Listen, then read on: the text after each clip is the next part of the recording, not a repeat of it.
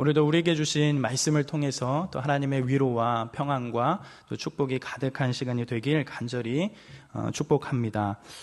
우리는 계속해서 갈라디아서의 말씀을 또 나누고 있고 또 이 말씀을 통해서 복음에 대해서 또 생각해보는 그런 시간들을 보내고 있습니다.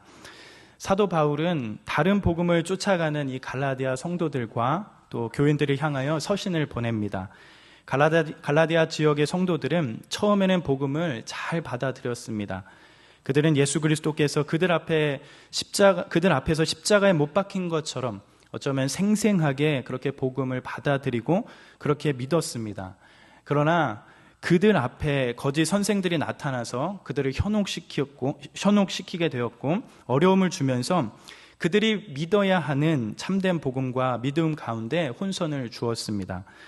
우리의 믿음 생활은 마치 경주하는 것과 같은데 갈라디아 성도들과 교회는 복음을 붙들고 믿음의 경주를 해야 하지만 속히 다른 복음에 눈을 돌리며 사도 바울이 전한 복음 밖으로 달려가고 있습니다.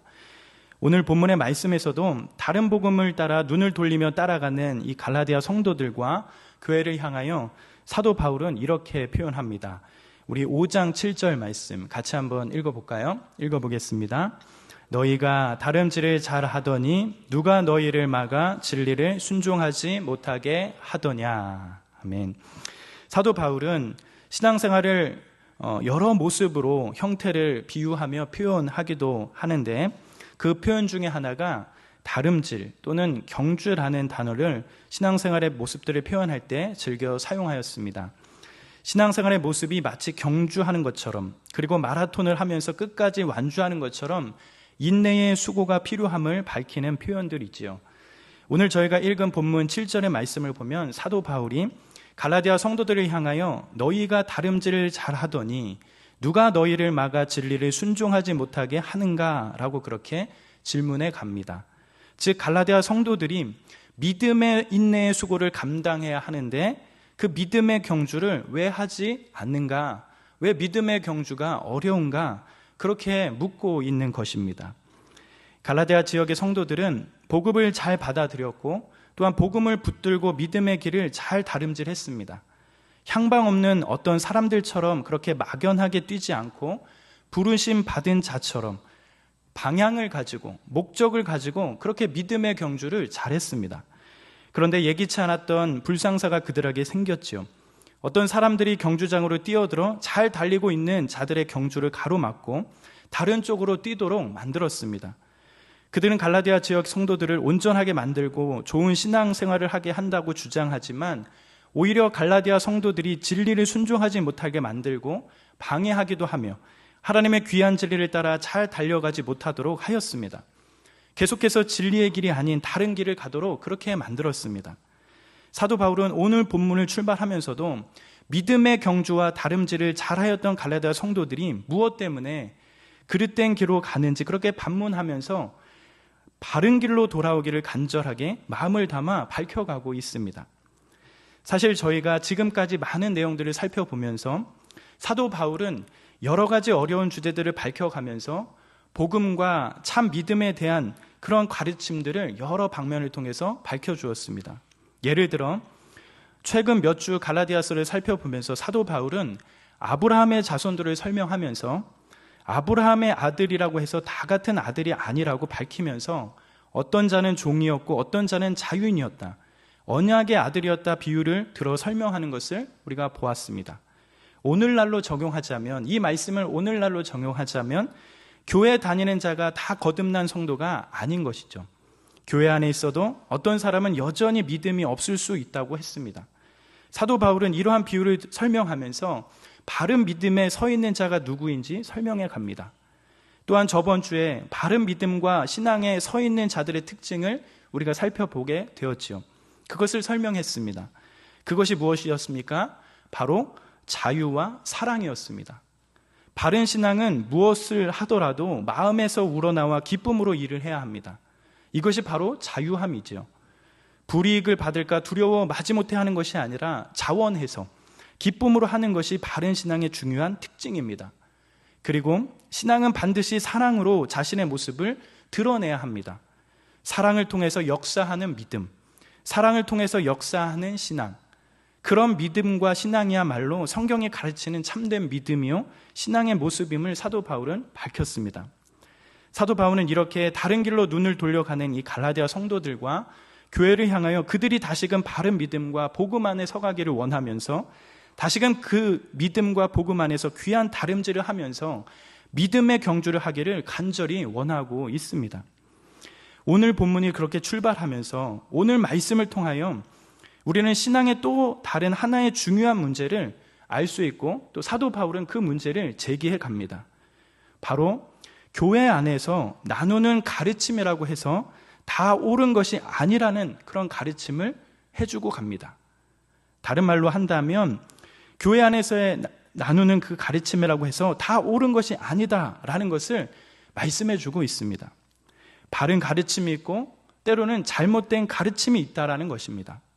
그러기에 바른 분별력과 지혜가 필요합니다. 누군가 시키고 가르친 것만 듣고 따라가는 것이 아니라 때로는 어떤 가르침에는 바른 분별력과 지혜가 필요합니다. 그러면서 사도 바울은 거짓 선생들의 가르침을 통하여 다른 복음에 빠져 있고 다른 복음에 눈을 돌려가는 이 갈라디아 성도들에게 바른 분별력을 가질 수 있는 몇 가지의 기준을 제시해 주고 있습니다. 그것이 오늘의 본문의 말씀입니다. 단지 이것은 어쩌면 갈라디아 성도들에게만 해당되는 것이 아니라 이 땅을 살아가는, 이 세대를 살아가는 우리 청년들에게도, 우리에게도 동일하게 주시는 말씀이라 생각됩니다. 그렇다면 무엇을 가지고 분별할 수 있을까? 우선 사도 바울은 갈라디아서 5장 8절의 말씀을 통하여 이렇게 말씀해 갑니다. 우리 같이 한번 읽어볼까요? 시작. 그 권면은 너희를 부르신 이에게서 난 것이 아니니라. 잘못된 가르침과 교훈의 속성 중에 첫 번째는 어떠하다고 사도 바울이 밝혀가고 있죠? 바로 그 권면이 너희를 부르신 이에게서 난 것이 아니다라고 이렇게 말씀해 갑니다. 즉 부르신 이에게서 난 것이 아니라는 거죠. 다른 말로 한다면, 즉 이 말씀은 다른 말로 한다면, 즉 권명과 가르침이 바른지 아닌지를 뭘 가지고 점검하는 것이지요? 바로 하나님으로부터 났는지 아닌지 점검하라고 하는 것입니다. 그것이 바로 바른 진리와 거짓된 가르침을 구별하는 것 중에 하나라는 그 사실을 알려주고 있습니다. 그렇다면 어떻게 이것이 하나님으로부터 왔는지 알 수 있을까? 이 권명과 가르침들이 하나님으로부터 났는지 아닌지를 어떻게 알 수 있을까? 그것은 바로 하나님의 성품이 묻어 있는지 보면 알 수 있게 됩니다. 하나님의 인격, 하나님의 성품이 묻어 있는지 보면 알 수 있게 됩니다. 우리가 몸담아 사는 세상은 전부 자격과 조건과 공로와 경쟁 속에 있습니다. 그런데 죄가 지배하고 통치하는 세상에 하나님이 하나님의 성품을 따라 전혀 다른 질서를 세우시지요. 그것이 바로 우리는 은혜라고 부릅니다. 그것이 바로 은혜입니다. 우리의 자격과 조건에 근거하지 않고 하나님의 넘치는 사랑이 만들어내는 복된 선물인 은혜로 새로운 질서를 세우십니다. 교훈 속에, 가르침 속에 은혜가 있는지 없는지 보면 우리는 그것을 분별할 수 있는 것입니다. 끝없이 우리 자신이 뭔가를 해서 하나님의 사랑과 선물을 타내야 한다라고 생각한다면 그것은 잘못된 가르침이나 교훈일 것입니다. 하나님은 그저 자격 없는 우리에게 은혜로 선물을 주셨습니다. 우리의 인생을 되돌아보면 뭔가 타다 남은 막대기 같고 때로는 먼지 같고 정말 자격 없는 자 같습니다. 그런데 그러한 인생 가운데 하나님께서는 넘치는 사랑과 부요함으로 우리의 인생을 정말 가치 있게 만드셨습니다. 주님은 자신의 희생을 근거로 우리같이 자격 없는 자에게 귀한 은혜를 주셨습니다. 세상은 전부 힘을 가지고 경쟁해서 이겨서 자신을 기쁘게 하거나 때로는 자기를 더욱 좋게 만들고 싶어 합니다. 그런데 그러한 세상 가운데 우리 하나님은 우리에게 은혜 베풀기를 위해 하나밖에 없는 아들을 희생하셨습니다. 우리에게 좋은 것을 주시기 위해서 그렇게 하셨지요. 이러한 귀한 하나님의 성품이 묻어나야 바른 교훈이요, 바른 가르침이라는 것을 알게 됩니다. 그러기에 그러한 은혜 가운데 있는 자들은 자유할 수밖에 없다는 것이죠. 우리가 하나님의 비유를 마치고 그분께 좋은 평가를 받아야 하기 때문에 두려워하지 않습니다. 하나님은 우리가 중심을 담아 하나님을 사랑하는 마음으로 그분을 예배하는 자유자의 자리에 서기를 원하십니다. 바로 이러한 바른 교훈들은 주님께로부터 오는 것입니다.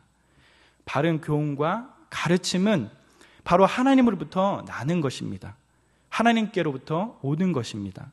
사도 바울은 이러한 중요한 부분을 밝혀가면서 거짓 교훈과 가르침을 받아가는 갈라디아 성도들을 향하여 그들이 귀한 분별력을 갖길 원하면서 바른 믿음 가운데 서가기를 원하고 있습니다. 그러면 거짓된 교훈의 속성은 무엇인지 두 번째로 사도 바울이 말씀을 통해서 또한 밝혀갑니다. 우리 갈라디아서 5장 9절 말씀 같이 한번 읽어볼까요? 시작. 적은 누룩이 온 덩이에 퍼지느니라.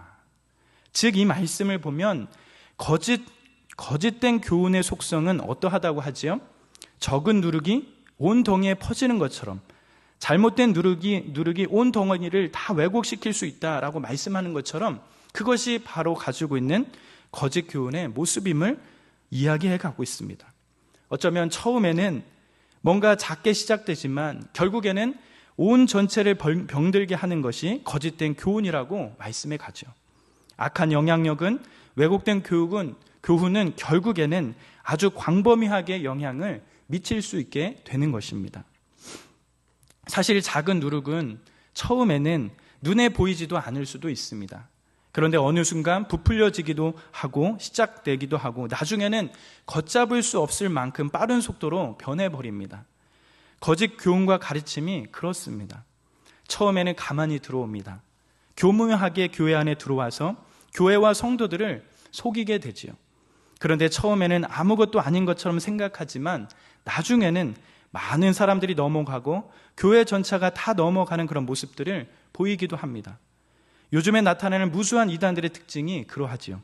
특별히 여러분들이 알고 있는 이단 중에 한 곳이 그렇게 하기도 합니다. 처음에는 열심히 하다가 나중에는 교회 전체를 다 흐트려 놓고 망가뜨려 놓는 그런 모습들을 보이기도 하지요. 사도 바울은 이런 누룩에 대한 이야기를 똑같이 고린도전서 5장 6절에서도 이와 같이 말씀해 갑니다. 고린도전서 5장 6절 적은 누룩이 온 덩이에 퍼지는 것을 알지 못하느냐, 이렇게 말씀해 가면서 비유를 들어 이야기도 합니다. 특별히 고린도 교회 안에 벌어지고 있는 음행에 대한 죄의 문제를 지적할 때, 특별히 근친상간의 죄에 대해 지적할 때 적은 누룩이 온 땅에 퍼지는 것처럼, 온 덩이에 퍼지는 것처럼 죄를 용인할 때 그 죄가 다른 교인들에게 퍼지며 나중에는 결국에는 교회 전체에 영향을 끼칠 수 있다고 고린도 교회를 향해서 이렇게 또 얘기합니다. 즉 악이나 죄에 대한 속성과 더불어 거짓 가르침과 교훈들의 속성이 똑같다 하는 것이며, 더불어 중요한 것은 죄와 죄의 가르침이 가장 심각한 문제는 둘 다 퍼져간다는 것에 있다라는 것입니다. 교회는 그러하기에 이러한 문제를 심각하게 또 생각하면서 교회의 온전한 질서와 거룩함을 지키기 위해서, 진리를 지키기 위해서 이러한 문제를 분별력 있게 잘 다스려 가야 합니다. 우리도 마찬가지입니다. 거짓 교훈과 가르침들이 무엇인지 잘 분별하지 못하면 이것들이 우리의 신앙의 모든 곳에 파고들어 우리의 신앙의 경주를, 또한 믿음의 경주를 다른 방향으로 가게 만들어 우리의 영혼이 상하게 하고 왜곡하게 만들고 심지어 바른 믿음에서 떠날 수 있게 만들게 되어집니다. 주님께서도 바리새인들과 사두개인들의 누룩을 주의하라 라고 그렇게 말씀하신 것처럼 우리는 우리의 신앙을 지키기 위해 분별할 수 있도록 주의를 해가는 이러한 모습들이 우리의 신앙의 경주 가운데 있어야 할 겁니다. 사도 바울은 갈라디아 성도들을 향하여 거짓 가르침들의 속성을 밝혀가면서 그들이 참 믿음과 복음 안에 서가기를 간절히 바라고 있습니다. 이러한 말씀을 통하여 이 땅을 살아가는 성도들에게 귀한 분별력을 갖게 됩니다. 정말 내가 믿는 복음이 하나님께로부터 온 것인가? 하나님의 성품이 잘 드러나는 것인가? 그리고 교회 안에 귀한 질서와 거룩과 진리를 잘 세워가는 가르침인가 생각해 보게 됩니다. 그런 분별력이 우리에게 필요합니다. 그러면서 계속적으로 참된 믿음과 바른 믿음 안에 서가는 것이 중요합니다. 사도 바울은 거짓 선생들 앞에 갈라디아 성도들이 넘어가고 그들이 바른 복음과 믿음 안에 서 있지 못하는 모습들을 보면서 많은 염려와 두려움, 걱정이 그에게 있습니다. 사실 갈라디아 성도들에게 사도 바울은 복음을 전하였지만 그들이 온전한 다름질과 믿음의 경주를 하지 못하는 상황을 보면서 상당히 많은 초조함이 사도 바울에게 있었을 수도 있었습니다. 그럼에도 사도 바울은 어떻게 하지요? 확신을 가져갑니다. 무엇에 대한 확신을 가지고 있습니까? 바로 10절 사도 바울이 이렇게 말씀해 갑니다. 같이 한번 읽어볼까요? 10절입니다. 시작. 나는 너희가 아무 다른 마음을 품지 아니할 줄을 주 안에서 확신하노라. 그러나 너희를 요동하게 하는 자는 누구든지 심판을 받으리라. 우리말 성경은 지금 읽었던 말씀인 10절 말씀을 마치 두 개의 문장으로 구분된 것처럼 나오지만 원문을 보면 두 문장 똑같이 나는 확신하노라 라고 하는 이 내용을 받게 되는 것을 알 수 있게 됩니다. 즉 거짓 선생들의 가르침에 넘어가서 다른 복음으로 가고 있는 갈라디아인들을 보면서 사도 바울은 많은 염려와 두려움, 때로는 초조함이 또한 그에게 있었고 또 걱정되는 부분들이 그에게 있었지만 그럼에도 불구하고 사도 바울은 확신해 가고 있습니다. 나는 확신하노라, 나는 확신하노라 이렇게 말하면서 확신해 가고 있습니다. 어떤 확신입니까? 우선 첫 번째 확신은 너희가 다른 어떤 생각도 다른 마음도 품지 않을 것을 주 안에서 확신한다라고 이렇게 말씀해 갑니다. 거짓 교훈 가르치는 자들이 와서 요동하고 혼란스럽게 하지만 결국은 진리에 곧게 서서 바른 선택을 할 줄을 확신한다라고 그렇게 말씀해 갑니다. 그리고 어떤 확신을 하게 되죠? 두 번째 확신은 너희를 요동하는 자가 심판을 받을 줄 확신한다라고 이렇게 말씀해 갑니다. 이 두 가지 확신을 사도 바울은 말씀하고 있습니다. 사도 바울은 갈라디아 성도들을 향한 깊은 우려와 걱정, 때로는 초조함, 두려움이 있었습니다. 그러한 이상한 감정들은 성도들이 이 진리를 떠나면 어쩌나 하는 그런 감정들에서 출발합니다. 그러나 사도 바울은 동시에 이들을 향한 믿음, 여전히 갈라디아 성도들과 교회를 믿어가고 있습니다. 그렇다면 사도 바울이 이렇게 갈라디아 성도들과 교회를 신뢰하고 확신하는 그런 근거는 무엇이었겠습니까? 바로 첫 번째, 주 안에서 확신입니다. 주 안에서의 확신. 주 안에서의 확신하는 것이 있었기 때문에 사도 바울은 갈라디아 성도들에 대한 그런 확신이 서가는 것입니다. 주 안에서의 확신, 어쩌면 우리가 요동치는 이 세상을 살아가면서 가져야 하는 귀한 믿음인 줄 믿습니다. 인생을 살아가다 보면 우리는 참 어렵게 하고 또 힘들게 하는 것들이 참 많습니다. 때로는 답이 없고 이해하지 못하는 일들이 수두룩하게 일어납니다. 도대체 왜 이러한 일들이 일어날까? 왜 나에게 이러한 일들이 일어날까? 하는 그런 의문점이 생길 때가 참 많습니다. 특별히 요즘 이 시대를 살아가면서 무수하게 우리 곁에 일어나는 문제들을 바라보면서 참 많이 경험하는 그런 모습들이 이러한 모습인 것 같습니다. 어쩔 수 없이 환경에 노출되어 살아가기에 우리의 연약함과 한계를 느껴가며 또한 경험하게 되는 것입니다. 그럴 때에 우리에게 절대로 필요한 것이 바로 사도 바울이 가지고 있는 이 확신, 주 안에서의 갖는 이 확신이 있어야 하는 줄 믿습니다. 나를 받아주시고 품어주시고 언제나 나를 선대하는 것 같이 나를 기다려주시고 인내하시고 그 끝에 나를 안아주시며 받아주셨던 그 주님을 생각하면서 어떤 어려움에도 나를 인도해 가시는 나의 신실하신 아버지, 나의 하나님이라는 그 확신, 그 주님 안에 우리는 서 있어야 우리 안에 일어나는 무수한 문제 앞에서도 흔들림 없는 그런 믿음의 경주와 다름질을 할 수 있는 것입니다. 우리는 인생을 살면서 수많은 사람들과 관계를 하면서 때때로 실망하고 낙심할 때가 참 많습니다. 사도 바울이 그렇게 믿었던 갈라디아 성도들에게 실망하고 때로는 두려워하고 걱정되는 그런 감정을 얻을 때인 것처럼 그러한 모습들이 우리의 인생 가운데 참 많습니다. 사람을 믿는 것이 두렵고 때로는 힘들 때도 있고 사람에게 실망하여 정말 다시는 일어나기 힘들 정도의 그런 아픔도 경험하기도 합니다. 그러면서 사람이란 믿을 대상이 아니라는 것을 철저하게 알 때도 있습니다. 그러기에 우리는 이러한 문제 앞에 사도 바울이 고백하고 말씀하는 것처럼 주 안에서의 확신, 주님 때문에 인내하고 기다려주고 믿어주는 그러한 일들이 일어나야 하는 것입니다. 우리가 사람을 믿는 것은 주님 때문에 믿는 것입니다. 믿음을 사용하여 그렇게 하나님을 의지하여 우리는 확신을 가져가는 것입니다. 또 하나 중요한 확신은 무엇입니까? 무엇이라고 고백해 가지요? 사도 바울은 거짓된 선생들에게 심판이 있다라는 그 확신을 가져갑니다. 이 땅에 많은 사람이 하나님의 심판과 진노를 믿으려 하지 않습니다. 요즘 사람들은 하나님의 심판과 진노를 믿는 것은 사람이 미개하고 과학이 덜 발달되었을 때 신적인 존재에 대한 막연한 두려움이 만들어낸 신화인 것처럼 생각을 하기도 합니다. 서구의 많은 신학자들도 지옥이 있다고 믿지 않습니다. 사랑이 많으신 하나님이 어찌 사람을 향해서 지옥을 만들 수 있을까? 지옥에 보낼 리가 없다라고 믿는 것이지요. 그러나 성경은 그렇게 말씀하지 않습니다.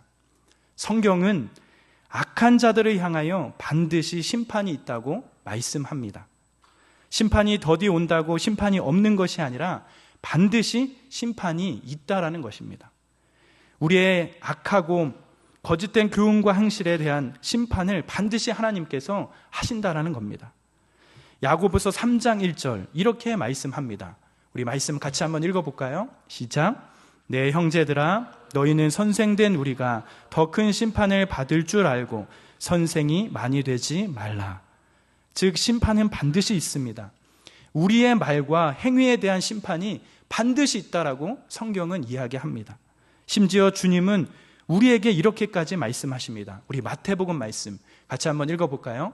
마태복음 18장 6절입니다. 같이 한번 읽어보겠습니다. 시작. 누구든지 나를 믿는 이 작은 자 중 하나를 실족하게 하면 차라리 연자 맷돌이 그 목에 달려서 깊은 바다에 빠뜨려지는 것이 나으니라. 여러분, 연자 맷돌을 목에 달아 바다에 빠뜨리면 어떻게 되지요? 죽지요. 예, 숨이 막혀서 죽게 됩니다. 어쩌면 정말 잔인하고 고통스러운 죽음이 되는 것이지요. 그렇게 죽는 것이 차라리 주님의 심판대 앞에 서는 것보다 더 낫다라고 그렇게 주님은 말씀해 가십니다. 심판이 그렇게 무섭다라는 거죠. 하나님의 심판은 반드시 있습니다. 세상의 사법제도는 공의를 다 세울 수 없지만 하나님의 재판정은 반드시 있습니다. 그 재판은 그 어떤 것보다도 정확하고 불의함이 없습니다. 그러기에 사도 바울은 진리를 벗어나게 만들고 어려움을 주고 있는 그들에게 심판이 있다고 확신하면서 복음에서 벗어나고 있는 갈라디아 성도들에 대한 두려움에서 벗어나는 확신을 가져가고 있는 것입니다.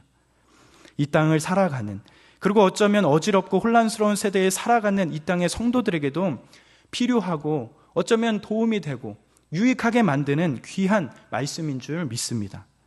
주님께서 언젠가는 말씀대로 성취하신다는 그러한 믿음, 말씀대로 이루신다라는 그러한 믿음, 반드시 그 일들을 이루어질 거라는 그러한 믿음 가운데 성도들은 억울하고 어려운 인생 가운데서도 주님 안에서의 확신을 가져가는 것, 그것이 믿음의 경주를 다해가는 우리의 모습이 되어야 할 줄 믿습니다.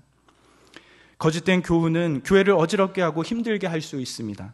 거짓된 교훈의 속성은 하나님으로부터 오지 않았고 때로는 적은 누룩으로도 큰 덩어리를 오염시키는 그런 속성이 있습니다. 그것이 하나님의 교회 성도를 어지럽게 합니다. 그렇다면 거짓 교훈과 다르게 참된 교훈은 어떠하죠? 참된 교훈의 중요한 속성은 무엇일까요? 우리 마지막 구절 갈라디아서 5장 11절 12절 말씀을 보면 이렇게 알 수 있게 됩니다. 우리 같이 한번 읽어볼까요? 읽어보겠습니다. 시작. 형제들아 내가 지금까지 할례를 전하였다면 어찌하여 지금까지 박해를 받으리요? 그리하였으면 십자가의 걸림돌이 제거되었으리니 너희를 어지럽게 하는 자들은 스스로 베어버리기를 원하노라. 여러분, 이 말씀은 무엇입니까? 이것은 무엇이지요? 바른 진리는 할례를 전하지 않는다라는 겁니다. 신앙의 증거를 외부의 어떤 표시나 형식과 절차를 가지고 찾으려 하지 않는다라는 겁니다. 그것이 바른 진리라는 겁니다. 바른 진리는 언제나 복음과 십자가를 전하는 것입니다. 이 복음과 십자가는 걸림돌을 가지고 있습니다. 사람을 걸려서 넘어지게 하는 요소를 가지고 있다라고 말씀해 가고 있습니다. 성경은 복음 안에 하나님 안에서 거듭나지 않는 이성과 새롭게 되지 못한 본성이 계속 충돌하고 거스르는 요소가 있다라고 말씀해 갑니다. 박해를 받을 정도로, 돌을 맞을 정도로 많은 사람들이 걸려 넘어지게 하고 있다는 것이 바른 진리요, 바른 복음임을 말씀해 가고 있습니다. 세상은 자신을 치장하는 것을 좋아합니다. 좋은 옷을 입기도 하고 때로는 좋은 이야기를 듣기도 합니다. 또 그렇게 말도 하지요. 긍정적이고 생산적인 이야기를 하고 싶어 합니다. 하지만 성경은, 또한 복음은 우리 속을 적나라하게 뒤집어서 우리의 본성의 부패함과 악함을 한 채의 타협도 없이 적나라하게 드러냅니다. 우리가 얼마나 죄인인지, 우리가 얼마나 악한지 그 모습을 철저하게 보여주게 됩니다. 한꺼번에 다 열면 우리가 도망갈 수 있으니까 우리의 수준과 상황에 맞춰 다양한 모습으로 조금씩 열어가면서 우리를 걸려 넘어뜨리게 하지요. 그러기에 우리는 복음을 거스르게 되는 것입니다. 복음을 회피하게 되는 것이지요. 복음을 환영하지 못하고 걸려 넘어지는 것입니다. 십자가만 보면 자꾸 걸림돌이 되는 것입니다. 내 잘못에 대해 동의할 용의는 있지만 나쁜 죄인이라는 것에는 절대로 동의하고 싶어 하지 않는 그런 마음들이 우리가 십자가를 바라보면 문득문득 일어나게 되는 것이죠. 복음은, 바른 진리는 우리의 속을 그렇게 뒤집어 놓습니다. 그러면 이러한 문제를 우리는 어떻게 해결해야 합니까? 우리의 열심과 노력으로 최선을 다하면 해결할 수 있을까요? 우리의 무언가로 인하여 해결할 수 있는 문제인가요? 우리의 힘으로, 능력으로, 우리의 수고로 절대 이것을 해결할 수 없습니다. 부패한 죄성과 악함밖에 없는 우리는 하나님의 전적인 은혜가 아니면 구원을 받을 수가 없습니다. 우리에게는 구원을 이룰 수 있는 근거가 전혀 없습니다. 이것이 바로 복음이 담고 있는 정말 중요한 요소이지요. 복음은 자꾸 하나님을 보게 합니다. 은혜를 보게 합니다. 하나님의 성령을 의지하게 됩니다. 그것이 어쩌면 바로 참된 교훈이요, 가르침이 주는 모습일 겁니다. 바른 진리는 언제나 복음과 십자가를 전하는 것입니다. 우리는 이러한 사실을 잘 깨닫고 진정 우리가 믿고 의지할 것이 무엇인가 우리가 깨닫고 볼 수 있어야 하는 것입니다. 사랑하는 형제 자매 여러분, 참된 믿음과 복음 가운데 서가길 간절히 기도합니다. 우리 가운데 우리를 선하게 인도하는 길이 무엇인지 바르게 깨닫고 우리의 믿음의 경주를 바르게 다름질하는 그런 귀한 일들이 우리 가운데 일어나기를 간절히 기도합니다. 그것이 우리를 걸려 넘어지게 할지라도, 자꾸 나의 내면과 삶을 거스르게 할지라도 그것을 뛰어넘어 우리의 내면을 바꾸고 삶을 바꾸는 자리까지 우리는 가야 할 것입니다. 25년 새해 각자의 신앙의 모습들을 그려보면서 나를 살게 하는 것이 무엇인지, 참된 진리와 복음의 풍성함은 어디에 있는지 계속적으로 우리가 살펴보는 그런 시간들이 되길 간절히 원합니다. 정말 우리 한 사람 한 사람이 주님을 바라보는 그런 시간이길 간절히 원합니다. 우리가 세상 가운데 신앙을 잘 세워가는 것이 쉽지만은 않습니다. 세상 앞에 살아가는 그 시간들이 참 쉽지만은 않습니다. 믿음의 경주를 하는 것이 쉽지만은 않습니다.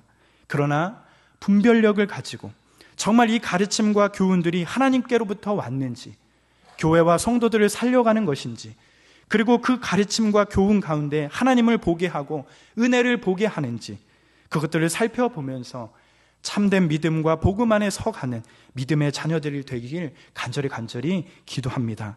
오늘의 말씀을 생각하시면서 우리의 신앙의 그 시간들을 더해가면서 신앙의 다름질과 믿음의 경주를 해가면서 더욱 복음이 주는 풍성함과 부요함에 더욱 은혜를 누려가시는 저와 우리 사랑하는 형제 자매들의 삶이 되시길 기도하며 축복합니다.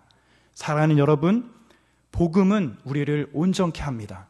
믿으십니까? 25년 새해를 시작하면서 하나님의 말씀과 진리를 붙잡고 선한 싸움을 하며 귀하게 우리에게 주신 삶을 믿음으로 걸어가는 귀한 시간들 되시길 기도하며 축복합니다.